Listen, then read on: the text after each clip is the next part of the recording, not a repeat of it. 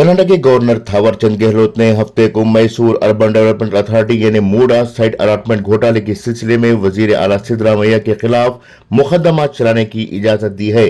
PTI जराये के मुताबिक ये फैसला आज सुबह गवर्नर ने जारी किया है।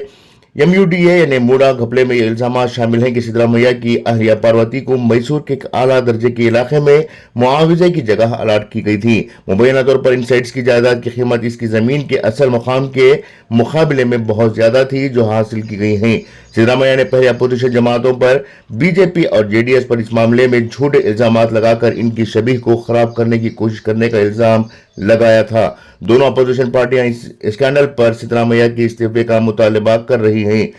गौरतलब बात है कि जब 26 जुलाई को इस सिलसिले में गवर्नर ने नोटिस जारी की थी तो नायब वजीर आला डी.के. शिव कुमार की सदारत में काबीना की अहम नशिस्त का इनेकाद किया गया था, जिसमें गवर्नर के इस फैसले की मुखालिफत करने और रियासत गिर सतह पर एहतजाज करने का फैसला लिया गया था। देखना यह है कि अब आज जो फैसला लिया गया है, इस फैसले के बाद क्या वजीर आला सिद्धरामैया इस्तीफा देते हुए अपनी जिम्मेदारी दूसरों को देते हैं। ब्यूरो रिपोर्ट, इनकलाब न्यूज, बेंगलुरु।